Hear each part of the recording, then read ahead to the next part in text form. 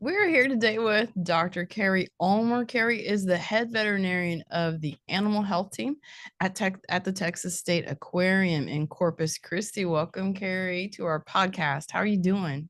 I'm good. How are you guys? I'm okay. Doing well. We're doing good. Just Appreciate you trying having to. me on.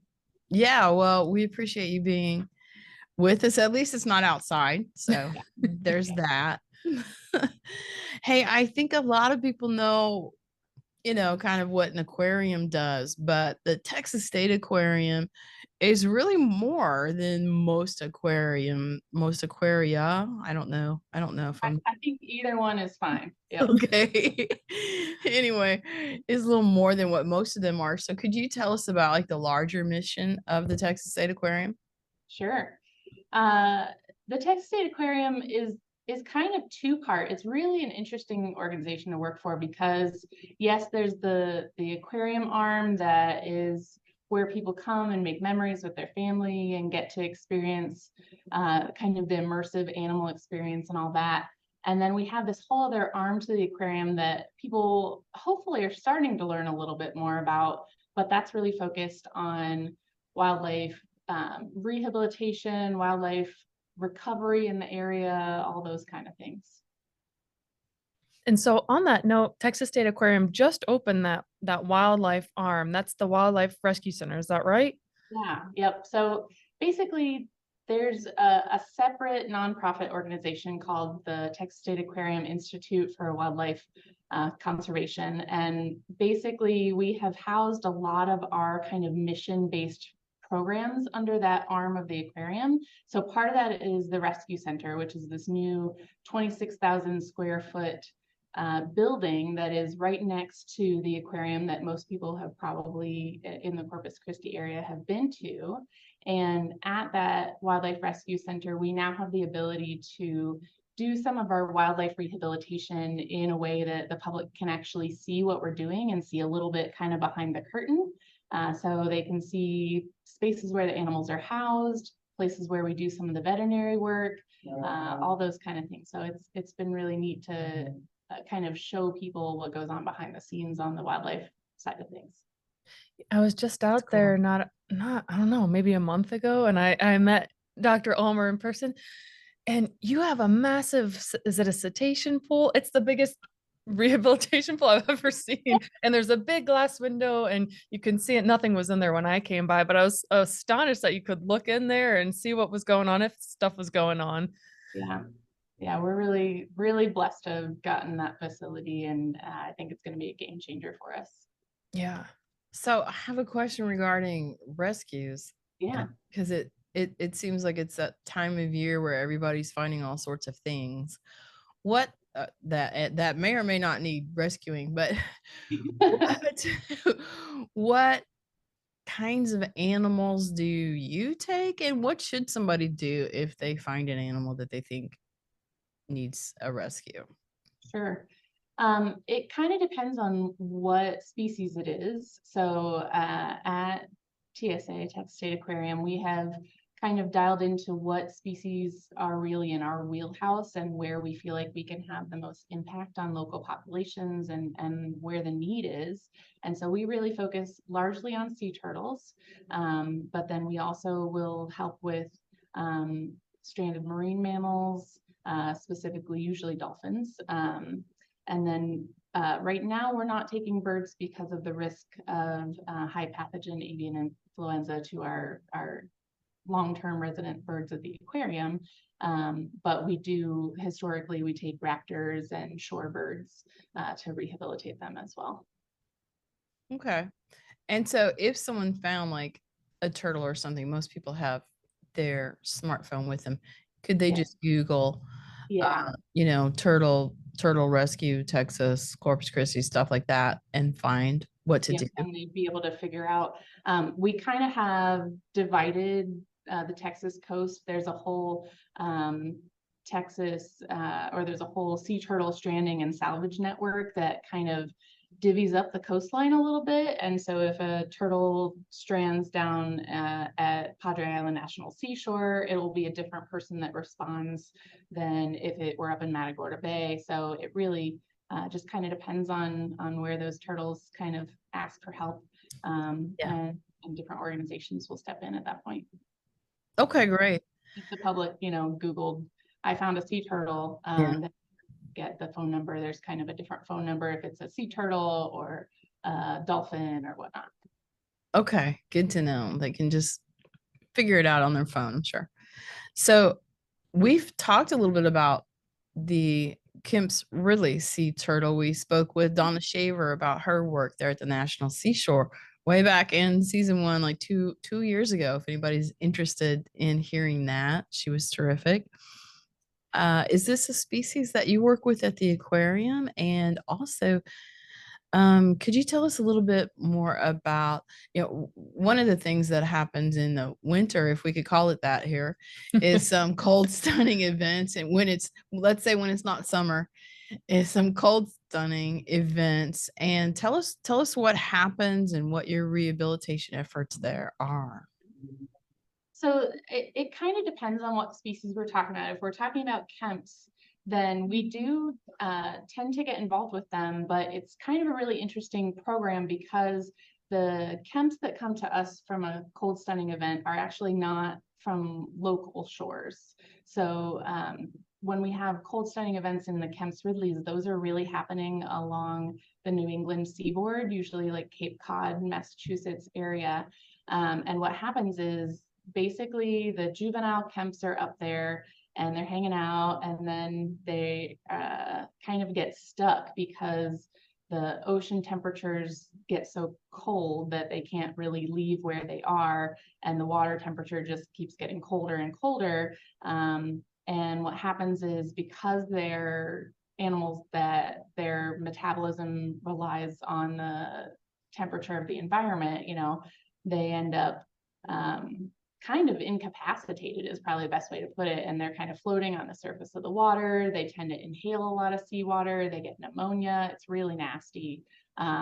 And because the New England Aquarium and all of their partners really get inundated with all these turtles, they start kind of parsing them out to other rehabilitation facilities along the eastern seaboard, and then eventually down to us. So we get to work with these guys. They're really cool. It's really interesting to me. They look so different when they're juveniles versus when they're adults. And we have a couple of adults that are long-term residents at the aquarium that I've gotten to know.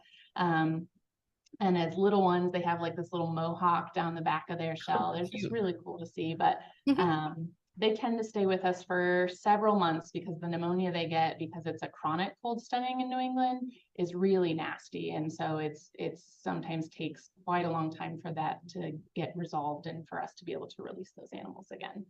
But the nice thing about the Kemp's is, because they're from here, we can actually, even though they come from New England, we can basically walk out and release them in our backyard, not literally, but in the bay, and they do well. So Sure, it's still a place that they belong. Yep. So that's cool. Yeah, that's pretty neat. I guess I don't know what a juvenile Kemp's Ridley looks like. Now that you say that, I'm like trying to picture that.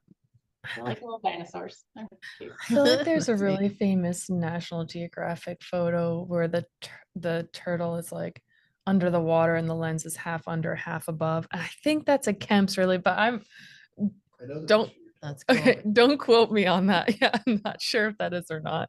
Interesting. Yeah, so cool. And folks listening, if you're in the Corpus area, the tanks where the recoveries are for the turtles, is this right, Dr. Ullmer? You can see in the tanks. I think I saw Kemp's last time I was there. Yeah, All right, I thought so. And so you can see it's been released. So oh, fantastic. Yeah, so you can get an up close and personal look at the turtles if you visit the rescue center.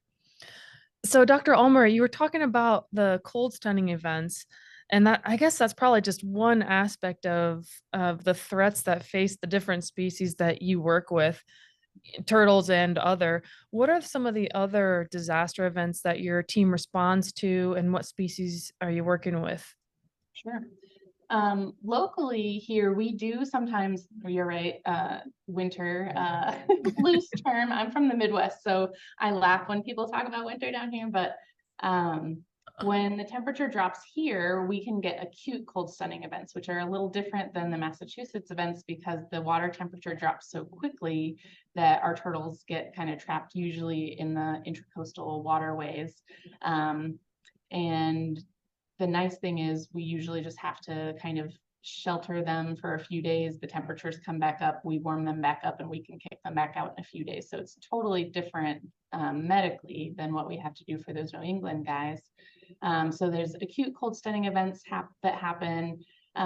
We don't tend to get a ton of wildlife strandings associated with storms, or at least we haven't since I've been here, but occasionally, you know, when we have a hurricane that comes close enough, we can definitely end up with some of the birds, you know, can't fly in wind that's that high. And so they end up in all sorts of weird places like people's patios or balconies. And so sometimes they come to us just to kind of escape that a little bit. There are, you know, where we are, it's a huge oil production area and transport area. So we do occasionally get some oil spills or spills of other petroleum products. So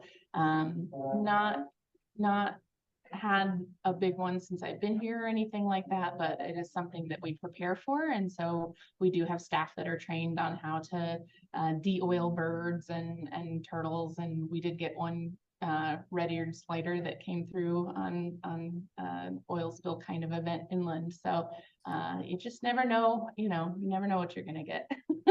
The red-eared slider, that's not a marine turtle though, right? No. That's a fresh, okay, I was gonna say. Wow. So that must have been like someone's boat in a pond or something. Yeah, I don't, Okay. Huh. yeah. Who knows?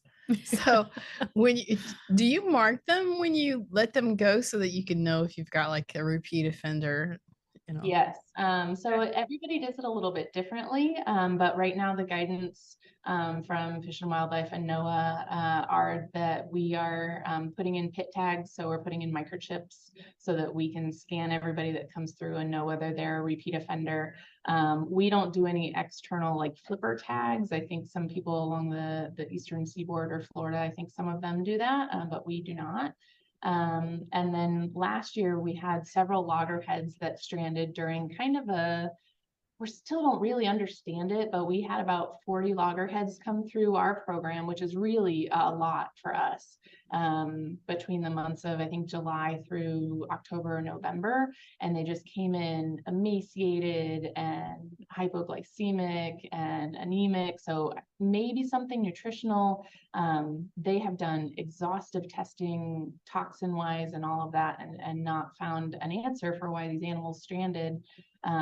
Which is unfortunate because sometimes the insult was so long ago, there's nothing left of the evidence so it's not, you can't play CSI with them very easily. But so with several of those, we actually put satellite transmitters on them to be able to track their whereabouts afterwards and just try to figure out whether there was something going on with the turtle being maybe somewhere they weren't supposed to, or something with food scarcity or whatnot. So occasionally we do mark them that way too. Mm-hmm. Interesting. On the note of stranding, could you describe what that looks like for myself and for the listeners? Because, you know, turtles do come up for some on-land activity. So how could someone, you know, who's visiting the beach determine if a turtle needs help versus is just doing normal turtle-y things? Yeah. I mean, for the most part, turtles are going to come onto land for nesting activity, and that's about it.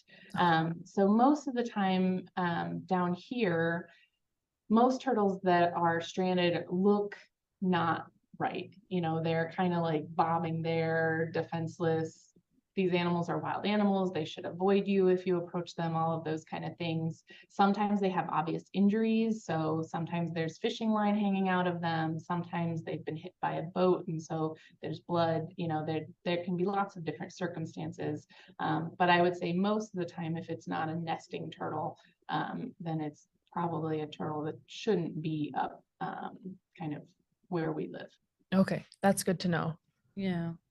And the nesting turtle, she's going to be just on a mission, right? And so almost like in a trance, she's just gonna get to her spot, turn around, do her thing, and then leave, right? Yeah, I think so. I'm not a turtle biologist, and so we'll leave Okay. that to other people, but that is my understanding as well, is that you can kind of see the evidence of what they're doing, and they nest in very specific areas, and the people of the National Seashore really keep close tabs on all of that.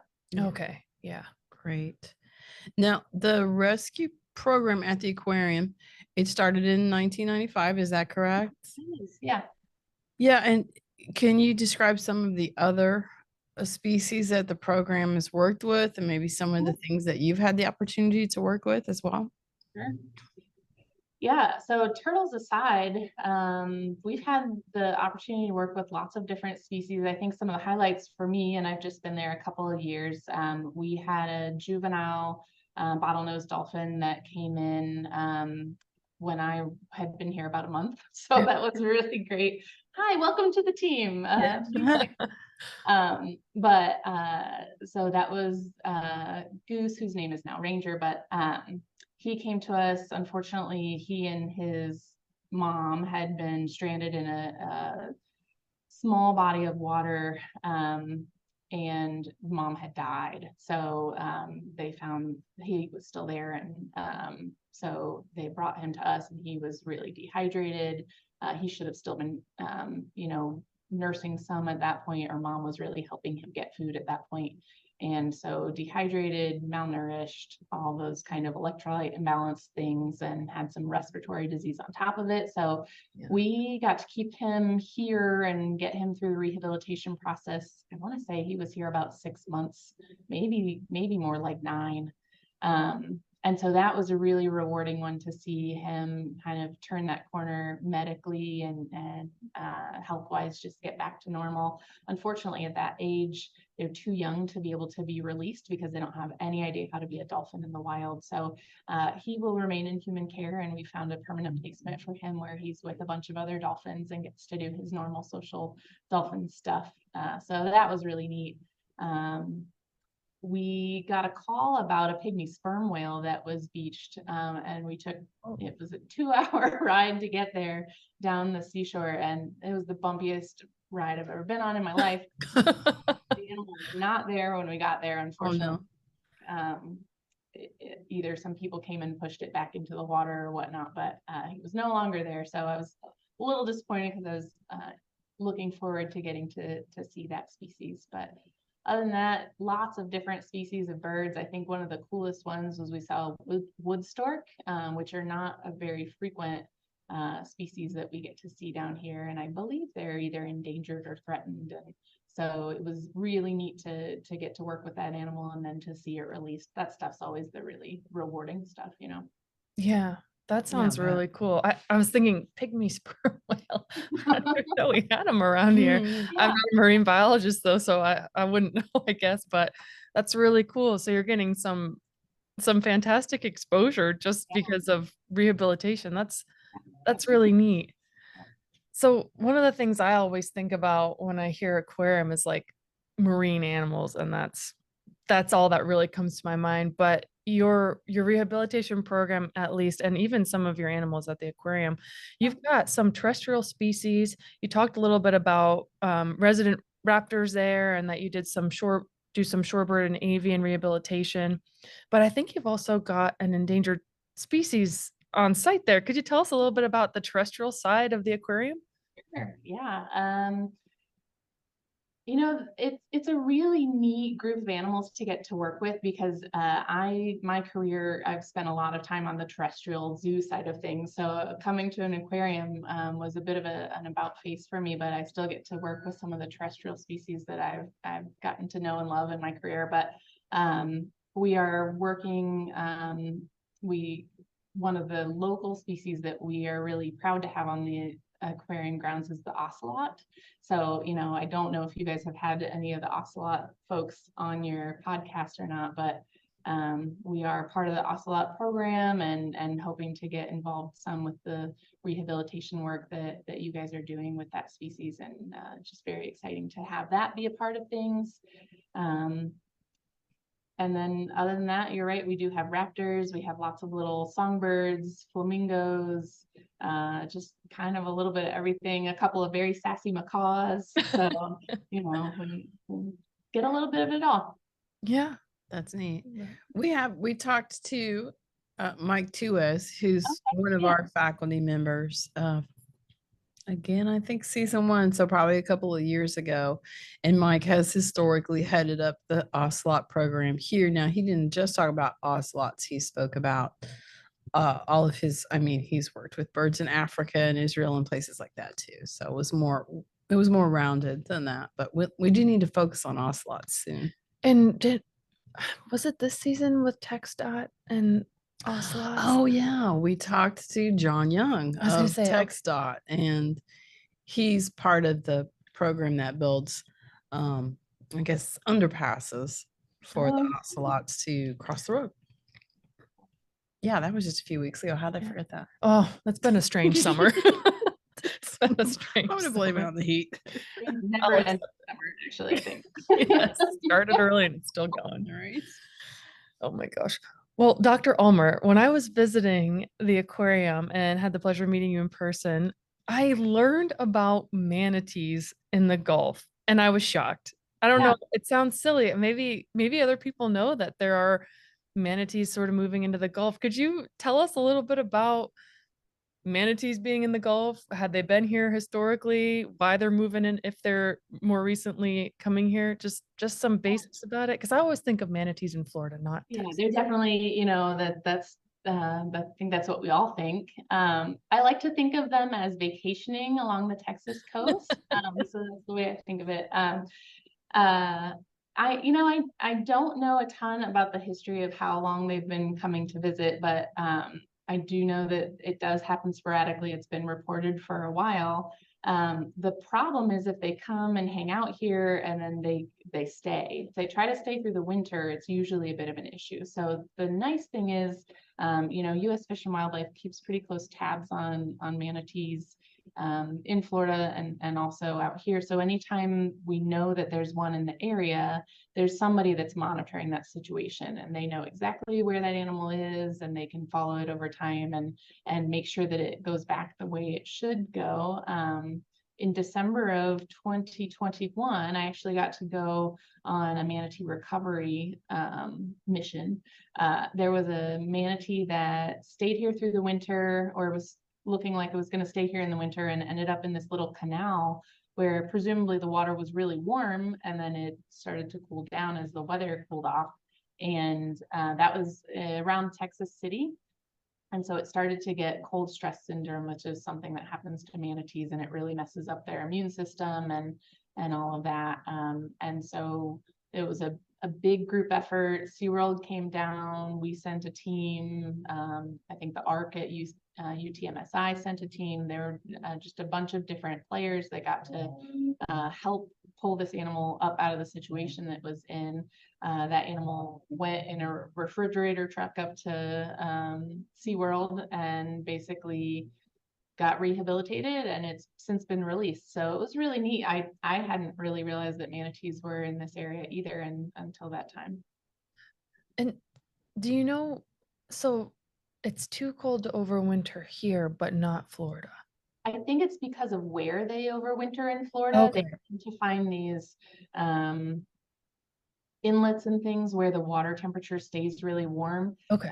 Part of the issue is they really like to be near kind of the effluent from different production kind of facilities. And so the water's really warm. It's not the greatest water for them to be hanging out in, but yeah, they congregate in waters that stay warmer than they do in some of the places here. Okay, that is really cool. What did the refrigerator truck look like? I'm just trying to imagine It this. looks like a box truck. You would have no idea. Okay. But you don't want to shock the animal by putting it, from what it was in into something really warm. So Right. they're not really fun to ride in. I rode in the back of one for a dolphin transfer one time, and it's Another bumpy ride. a very bumpy ride and splashy from the dolphin and all the things. So it's always an adventure. Well, I remember hearing about that that one in Texas City a couple of years ago or a year and a half, whatever. And so it's good to know that he was released back to the wild. We heard about the rescue effort, and then I don't know if we ever heard like what happened to it after that. It's a mystery. Yeah. So, good to Mystery know. solved. I know, right? You're welcome. Yeah. Thank you.